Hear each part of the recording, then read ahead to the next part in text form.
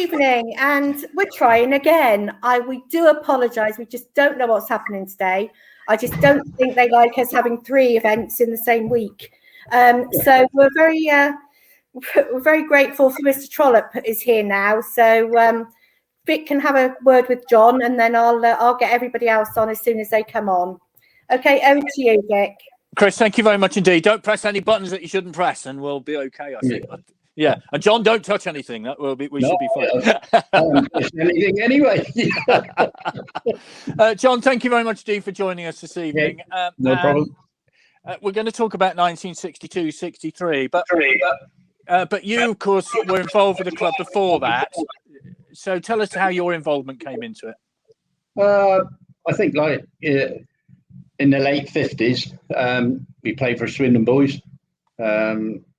Ellis Stoddard, who was assistant to Bert Head at that time, got us through, although you could go out when you were 15, but I didn't. I stayed on, which was quite rare in them days, and done accountancy and things like that. And I started in an accountancy office to start with in 59, and then Ellis and Bert Head persuaded me to come on the ground staff, as they called it then, and that was it really. You know, I was over 16, whereas Terry, Mike Summerby, Ernie Hunt had been there a year. So I started late really, but within 9 months, I'm in the first team. Yeah, what did being on the ground staff actually entail? It wasn't playing football, was it? Well, it was. No, it was cleaning everything, brushing the terracing after games and all this kind of thing. So, I mean, it's totally different to what it is today. You know, painting things, and we had to do what they wanted us to do, which included the groundsman. Yeah, well, yeah. So, how would you say that it sort of got you a grounding into football? Was that valuable to you, all that? Oh yeah, I think so. I think it gave you a discipline. You had players' boots to clean as well, and if you didn't, then you got a rocket from them. You know, if you didn't do it properly. So I mean, it was a great grounding thing, and they were strict with us. To be fair, they didn't let us get away with anything, and it didn't do me any harm throughout my playing career and in life in general, I think. Yeah, and I think it's worth saying that this was at a time, you mentioned Mike Summerby, you mentioned Ernie Hunt, Terry Woolen, you mentioned. This was at a time when Swindon were producing some really good young footballers. Oh, yes. I think in 1960, when I made my debut, Terry made it the same day. Ernie Hunt and Mike Summerby had made their debut, I think, around the Christmas time of the previous season. But also in the team with Bobby Woodruff and Keith Morgan, Cliffy Jackson, all local lads. I mean, and when I first started, I think there was about 7 or 8 under 20 in the first team, which, when you look at it today, it's equivalent to the 92 Ferguson's babes at Man United. Yeah, because they came through as a group, you know. So yeah, well, I mean that was brilliant because you know so many had come through the system. Well, you were called Bert's babes, I think, weren't you? We were, yeah. Because as I said, it was 17 to 20 when I first started, so there was about 7 of us.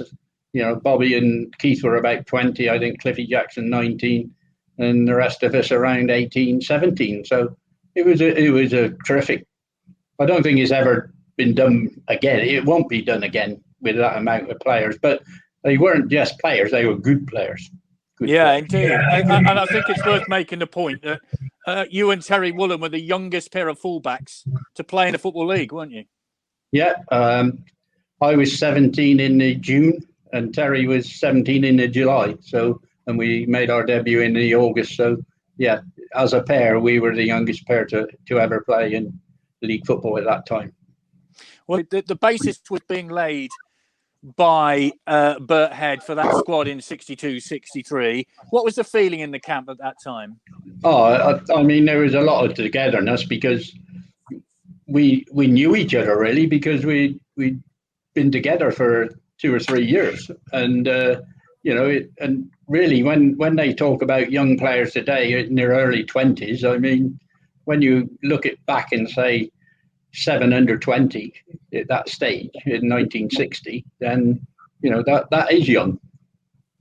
Yeah, very much so. And your grounding, of course, when you made your debut, how quickly did you learn from going to junior football to men's football? Because we talk about it now as being quite elite, don't we? How was it then?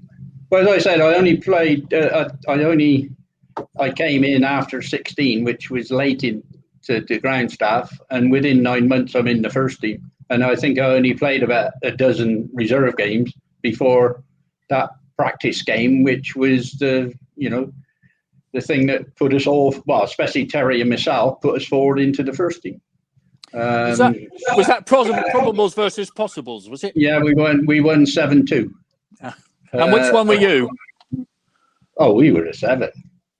Yeah, but which team were you? Were you a probable or a possible? I think we were the Blues. No, we were Blues. Right. The Reds were the main lot, or so say, and then we were the Blues who, we won 7-2, and that's how Bert chucked us all. Well, especially Terry and myself, which was probably a gamble at that time, but. I had a great help from Arnold Darcy, who was left winger when I first started, and he helped me a great deal. Yeah, now he, of course, was replaced by Don, who we'll hopefully hear from in a little while, because he made his debut during 62-63, didn't he? And I think Arnold Darcy got injured, so that's why Don took his place, wasn't it? Yeah. Totally different players. Arnold was a good winger who would take players on, but obviously didn't have the drive and the beating the players that Don had. I mean, he's not on, is he yet? So I'll say it. No, he's the best player on the ball that I've ever played with. Well, you can say it whether he's on or not. That's fair enough. Yeah. Well, I don't want his head to get too big, do I? No. Boy, hello to you. Hi. Oh, we've got somebody. Marvin. Yeah, I'm here. Yeah. Now, you're a Charlton Athletic supporter. Why are you with us tonight, then? Well, because I'm a long-standing friend of Dick's.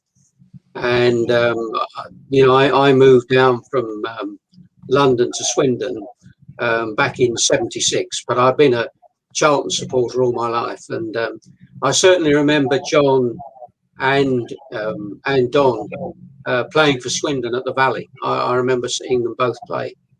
That was before the new stadium was built. Yeah. The old East Terrace there was. Oh yeah, that was tremendous. Still there in those days. Yeah. What was the capacity in those days, Roy? It was something ridiculous, wasn't it? Well, the record crowd at the Valley before it was rebuilt was 92,000. 92,000. That's extraordinary. 92,000. It was a cup semi-final against Aston Villa in the 50s. Wow. What was it like when you played there, John? What was the crowd like then? I thought, it was good. I mean, they had good crowds in them days, and that is the one thing I remember of Charlton's ground was the Valley is the big terrace when you run out. That tremendous to see that kind of. Because obviously our Stratton Bank wouldn't go halfway up, I shouldn't think, or even a third way up. So, it was intimidating to a certain extent. Yeah, very much so. Let's talk about 1962-63 then. And for many of us, of course, we'll remember Boxing Day 1962 as the day the snows came. Yeah. Now, I think you were at Bradford that day and got beat. What was it like? Can you remember that day?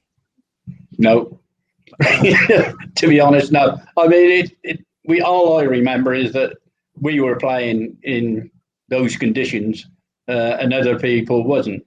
And we managed to get results and get ahead. And I think then towards the end of the season, people had to sort of play so many games to catch us up. And in the end, we did finish second, I think.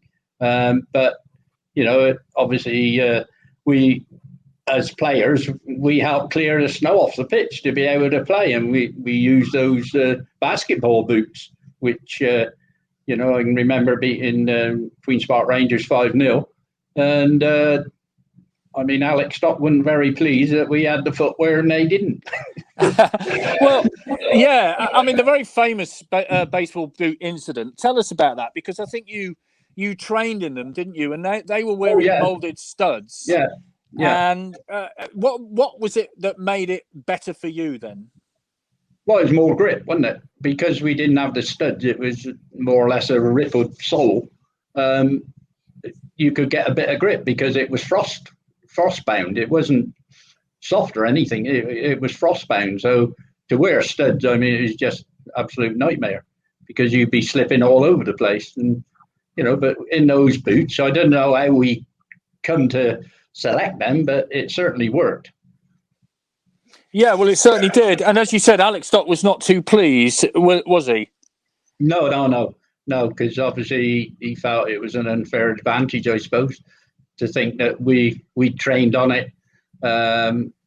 We'd selected the best footwear to play on that surface, and they had just their ordinary boots as normal. So he wasn't too pleased that we had that advantage. Roy, what can you remember of 62, 63? Because I'm assuming, Charlton had a lot of games called off. Swindon only played one in January, I think, because of the weather. What was it like at Charlton? Just the same. They hardly played a game from about the middle of January to middle of March. It was about 2 months. It was about 2 months, and it was, as John was saying, it was absolutely frostbound. They cleared the snow off, but then the ground underneath was so hard. It was just, you broke my neck trying to play on that. Yeah. And of course, as a spectator, these days, if the outside conditions to the ground weren't safe, they'd call the game off as well. But I guess as spectators, you were still trying to make your way to the ground. Oh yeah, we never worried about health and safety in those days. It was proper football and proper supporters in those days. There wasn't any health and safety, I don't think, was there in them days? No. What about that, John? Because as we know, they would call games off now if it was slightly frosted. But I mean, I was watching a game the other day, and one of the co-commentators said, "Oh, the pitch is not very good." It was, we said, there's so much grass on it. What's wrong with it? If they'd have seen the ground we played on, oh dear, you'd have to worry then. But especially the county ground and the baseball ground. I mean, they weren't the best, were they? No, absolutely not. And what I was going to sort of say to you, of course, we should also remember in those days, there were only 11 players, no substitutes, were there? Oh, no subs, no. If you got injured, you get on the wing, just occupy the fullback sort of thing, and didn't matter whether it aggravated your injury. You were just told to stay on the pitch, unless you couldn't. But even if you were limping a bit, you had to stay on the pitch. But that's how times are now. And I mean, I won't go into that, Beck, I don't think. Okay, let's be diplomatic about it. I mean, yeah, that's right. What we should also say, of course, is that we mentioned Terry Woolen, but I think in Don's second league game, Terry sustained a really serious injury, didn't he? Oh, yeah. Terry, we'd played together for 2 seasons, and then this was the 3rd season. And obviously, he did break his leg in I don't know whether it was it Notts County or something like that? I don't know. But, he was far technically better than I was, and he was a better fullback than I was. I got to be honest, but it never seemed to be able to get back to what he was before he broke his leg. For whatever reason, I don't know, but certainly I think he would have had a long career like I did if he hadn't have broken his leg. And that was before the winter had set in as well, I think, wasn't it? I think it was, yeah. It was the beginning of December that year. Yeah. It was a 3-1 win at Notts County. I think Don got his first goal that day. Did he? Yeah. And sadly, obviously for Terry, that was pretty much that, really. Well, I think what happened then, I think Morris Owen played quite a number of games at right back. And I think Owen Dawson started to come in the frame. And obviously Owen did play, and I don't think Terry, after he came back, could get Owen out the position, if you get what I mean. So, yes. Very unfortunate, because having come through Swindon boys, through the youth team together, it was not good, not nice to see. So, Roy, who was playing for Charlton in those days? Well, in this is 62, 63 we're talking about, isn't it? It is, yep. Yeah, I mean, that was a particularly difficult season for us. And I think the thing I remember about it most was that with 2 games to go, we looked certain to be relegated. And we needed to get 4 points, and from the last 2 games, and we had a game against Southampton at the Valley, and Cliff Durant scored the winner against Southampton with 3 minutes to go, which took us to the last game, and the last game was at Fellows Park at Walsall. And and we won 2-1 that night. Keith Peacock scored the winner. Hello. And the interesting thing about that, Walsall were down to 9 men at the end. We're talking about no substitutes. They had 9 men at the end of the game. So we stayed up on goal difference, or goal average as it was there. And which division was that? That was Division 2. Right, fair enough. That was Division 2. Swindon came up the year that they came up that year. Yeah.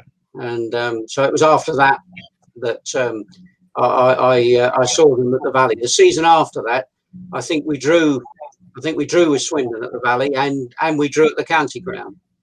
And that was 63, 64. I think we drew twice. Much like this season. Much like the season that's just gone, we both drew. Both games were draws. Yeah. That's right. Both games were draws. Yeah. Now let's talk about this squad then, John. In terms of the quality of it, we reel off names like Mike Summerby, Ernie Hunt, Bobby Woodruff, yourself, Don. These were great players. I mean, who had decent careers. Mike Summerby, for goodness sake, part of the great Manchester City team of the late 60s.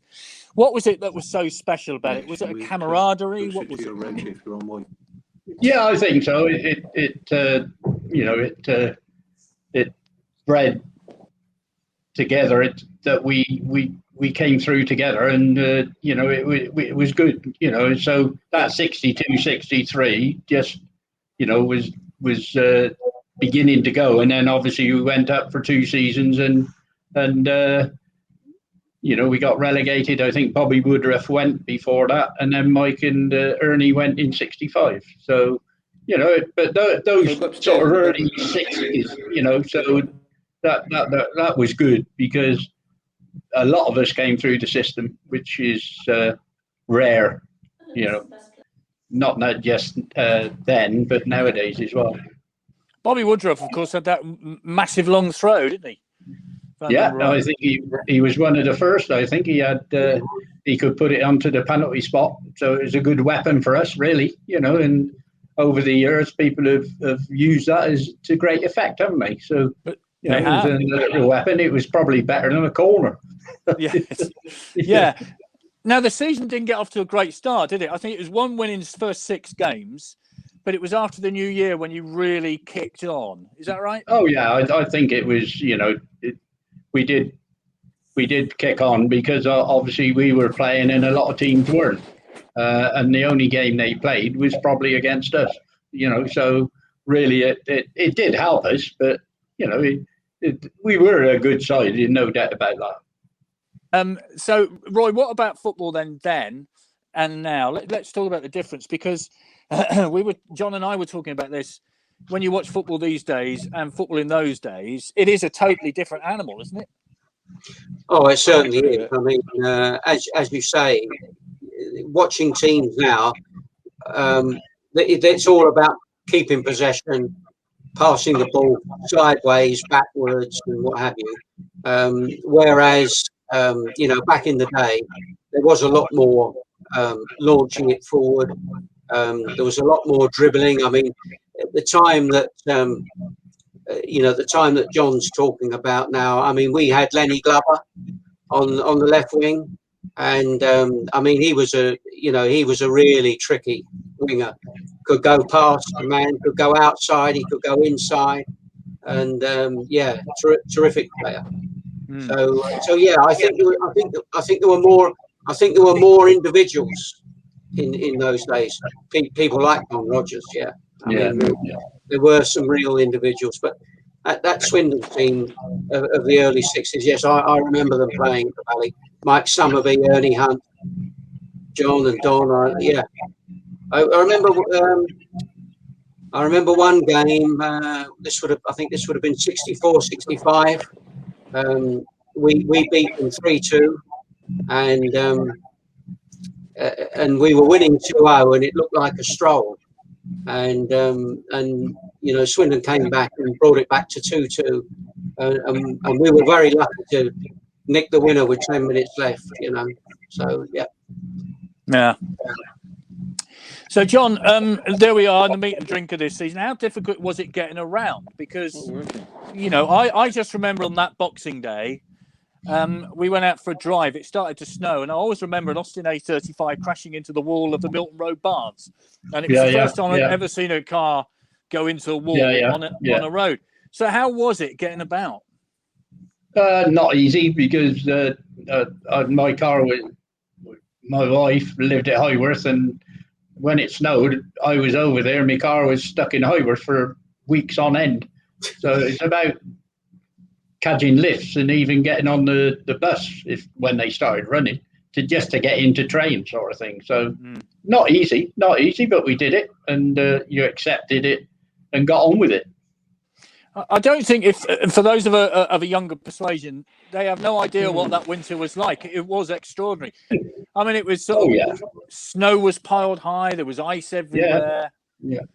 I think, as Roy said, it wasn't just that we managed to clear the pitch, although it was bone hard. Obviously, they wouldn't even entertain it today. But to get into the games, the supporters didn't worry about that. They accepted the conditions, and they got to the games. Whereas now they say, oh no, the lead up to the ground's not right, or not safe and all this. But people, you can walk just casually and you can slip over, can't you? What's the difference? Yeah. When did you first realise that you might have a chance of going up? I think as that period developed, we did get some good results, and you could see that we needed to keep it going a little bit, towards the end. I mean, I can't remember every result on every game. It's about 900 games I played in, and it's it's a bit hard to say, well, that happened in that game or this happened in that game. So, but I know gradually we did get the points, and people had to catch us. I think. Well, I can tell you, Coventry were one team, weren't they, chasing us? Were they? The one thing I haven't got in front of me is the league table, so you've beaten me on that. Come on, Dick. I'll find it in a minute in Paul Plowman's Book of Words. What I would say to you is 46 league appearances for you, John Trollope, 4 in the FA Cup, 2 in the League Cup, 52 in total, and 1 goal against Hull City. Do you remember the goal against Hull City? No. No, it must have been a good one, though. Well, I was going to say... I used to get one a season, Vic, Yeah. So... Yeah, I'm just looking for that league table. Here we are. Bear with me, as you have done for most of the evening, so appreciate that. Yeah, now Northampton Town finished top with 62 points from 46 games. And we should say in those days, of course, it was 2 points for a win. And 1 for a draw. If these totals are a little low, that's why. Swindon second, 58 from 46. Port Vale 54 from 46, and then Coventry City with 63 from with 53, from 46. And in those days as well, it was goal average rather than goal difference. Yeah, it was. Yeah. Well, it's all changed, hasn't it? Which was a very strange formula, wasn't it? I'm not sure how that all worked out, but yeah. Now, Bert Head, he joined from Bury, was assistant manager at Bury, I think. You were called Bert's Babes, as we set up earlier on. I said earlier on, he set up the youth policy. The likes of yourself, Bobby Woodruff, Summerby, Hunt, Morgan, Rogers, and Smart all came through that system. Yeah, Roger Smart. Yeah. And Harry Cousins. How important was Harry Cousins? I think Harry was he was the one who just his little sayings were tremendous, and I remembered some of them today, and I tell Paul, my lad, them, and he laughed his head off, because. He just kidded you into doing things, and he was such a good, in his own way, motivator. Because you go in the treatment room and he'd give you all this and saying they can't do without you and all this kind of thing, and you feel 10 feet tall when you went out, So he was, although Bert was a manager and Ellis Stuttard, and then Jack Conley came along as well, but Harry was. He was brilliant. I thought he was absolutely brilliant. Because he said to me, first 5 minutes, bang him, the winger, because I had a winger every week, bang him. He said, you won't get booked or anything like that. And just put your hand up and say, sorry, ref, bit early, mistimed. And he was right. I went through all that, and I used to say, sorry, ref. And you got away with it. You see the bookings tonight. We've probably got... so many bookings. But that's how the game's changed, Vic. And people took the knocks, picked each other up, and then he'd do you next. But nowadays they try to get people sent off. I don't like to see that at all. No. You mentioned that. Some of the tackles, there are some great old football matches on the telly now, Roy, aren't there? If you watch the Big Match Revisited or something, and you watch them, and you kind of squirm now at some of the tackles. There are some great programs, Big Match Revisited, aren't there? Yeah. Brian Moore. Yeah, when you watch some of the tackles going in now, you sort of flinch and go to the back of the room. But that was the way it was. That's it. Yeah. Well, and back in the days of Nobby Styles and Norman Hunter and what have you, it was a man's game in those days. Okay, certainly was. So when you get close to promotion, John, how is the feeling? Oh, it's good because obviously the town hadn't had any sort of promotion at that stage. That was a very first promotion that the club had ever had, I think, in 62, 63. So to achieve that, was brilliant, and to top it with the League Cup, and I was still playing, tremendous times. How much did that help then, having been through that and relegation a couple of seasons later? But that experience, how much did that help in 68, 69? Oh, I think, it was totally different because 69, Danny got a very, very good squad together. Good people as well, not just good players, good people as well. Very similar to 62, 63. The difference was obviously the local players in 62, 63, but very, very similar, and I think the philosophy was basically the same. I enjoyed both seasons when we got promoted. Obviously you do, don't you? But you got to, because there's more bad than good sometimes. Well, if you look at this season, we talked to Akin Odemayo yesterday because he won the Evening Advertiser Player of the Year. Yes, he did. And, he's a young footballer making his way. You've won that same award. But, how much is he going to learn from this season and the experience that he's been through? I think sometimes you learn more from bad seasons than you do good ones, because you got to look at yourself and say, well, where can I improve? What have I got to do to improve my game? And that's what you do. And all I ever, it's Harry Cousins again. He said, get that number, get 7 out of 10 most games, and the 8 on odd occasions, and you'll stay in the side, son.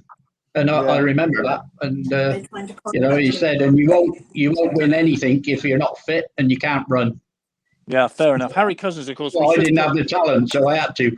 No, I think you're being a bit modest there, to be fair. And Harry Cousins, we should say, he's named as trainer, but he would be called assistant manager now, wouldn't he? No, he was trainer, like the old physio now. Right, fair enough. Okay. He was a sponge man, because he used to run on the pitch with an old bladder with a sponge in it with water, and whatever injury you had, he put it on the back of your neck. What about that moment when you get promotion then, John? How was that? Oh, yeah. I mean, it's just, as I said before, to get promotion for the first time in the club's history was tremendous, and to be part of it. And luckily, I played every game, which, was pleasing on my part anyway. Yeah, I mean, it was part of a record-breaking run, of course. 368, I think, successive appearances. Yeah. Until Hartlepool and a broken arm ended that run, which is extraordinary, really. But as a group of boys who've grown up together, I would imagine that's a crowning achievement, isn't it, to achieve promotion? Yeah, it was, because, as you say, at that time, I think I was 20, coming 19, coming up to 20. And I think Bobby Woodruff, Cleef Morgan, just that little bit older, they would have been about 22. I think they were about 3 years. So really, we still had 7 or 8 under 22, and the previous seasons we'd built it up, and, so to do it with the lads you come through with is even better, I would have thought, because you got that connection rather than from all over the country, although, the 69 teams did come from all over the country. And Roy, I think Bobby Woodruff, I hate to say this, went to Crystal Palace, didn't he, John? Is that right? Yes, he did. He did. Or Wolves. No, he went to Wolves, I think, didn't he? Wolves. Yeah, and then he Palace. Went to Wolves first, I think. Yeah, and then Palace. And then to Palace. Yeah. So obviously, to your not so nearest and dearest, I think it's fair to say, isn't it? Oh yeah. Well, Palace. That's still, they're still. There's a lot of rancour still from the time that Charlton shared the ground at Selhurst Park. Until that generation, until people like me, until we're gone, that there'll always be rancour with Palace. We dislike them more than Millwall. Well, we had Gary Nelson on not too long ago, and he was saying about the moment that you all moved back to the Valley, which must have been a great emotional time for you all. Oh, it was. We had 7 seasons at Selhurst Park, and then a season and a half at Upton Park, and the club nearly went under so many times. But then Roger Alwyn came along and, got everybody together, got it back to the Valley. And, after that, of course, we had, 8 years in the Premiership. I remember Swindon. I don't want to interrupt him. Well, yeah, you've got to. Can you hear us, Dick? Hello? Oh, hello. Are you there? Oh, I'm being heard. Oh, Peter's done like here. He fixed about 3 different devices. Yeah. Well, it's a little bit on the Dalek-y side, but we'll live with it. Can you speak a bit? Can you just say a few words? Yeah. Well, I've been dying to ask on a question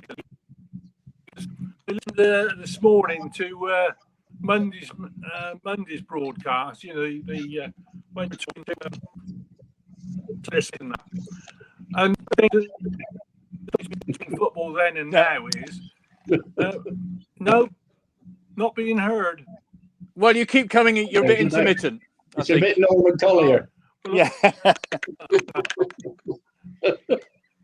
No. Is this where you normally do streams from? Yeah, I can hear Pete quite happily. It's fine. I can hear Pete. Yeah, we're going to go downstairs. No, stay there. Don't move. No, you're all right. Yeah, stay right there. We can hear you. Okay. Right. Yeah, go on. Ask the question. Go on. A bit further away from the mic. Further away. Further away from the mic. Is that better? Well, a Yeah. bit further this way. Is that better? Yeah, that'll do. Yeah, that'll do. Go on. I've talked to Mike Summerby, Keith Morgan, Bobby Woodruff. Never mind having a plan, the manager didn't really say very much to them at all. You know, Bobby Woodruff said he went up to, when he was trying to, they came in before the match and said, have a good one, lads. And that was the longest sort of pre-match team talk he'd ever had. I think that Keith Morgan said was, well, they encouraged you. They didn't really try to tell you, you know, stand here, go there. They focused on, you know, it and leaving you up to sort of sort it out yourselves. So what was that like then, John? Was that the case? Yeah, I think managers, even Danny Williams later in the 60s, I think he, you know, they get you the responsibility. I mean, even to the warm-ups. I mean, we never had anybody trying to tell us how to warm up for a game of football. You warmed up, and some used to warm up by the stove, and others used to do a few exercises, and then you went out and did it. But no, Bert had, well, Danny didn't say much. You know, that was how it was done in those days, and they gave you the responsibility. Now they don't take anything to chance, do they? It's all methodical and everything set out, and probably that's why we have some of the football we got at the moment. Encouragement goes a long way in football, doesn't it? I think so. I mean, obviously, if you know, you got to be picked up if people have had a go at you or whatever. But also, I think there is a time to get a good rollicking as well, which Bert had used to give us at the right time. And you got to know that you've not done well or you've not done this. And you know, and I can remember we used to get paid cash, and there was a little brown envelope, and we all had to line up on a Friday. And Bert had you go in and he'd have your pay packet there, and he'd slap it down on the table and say, "Do you think you've earned that?" Could you see players doing that now? I think that would be unlikely. Yeah.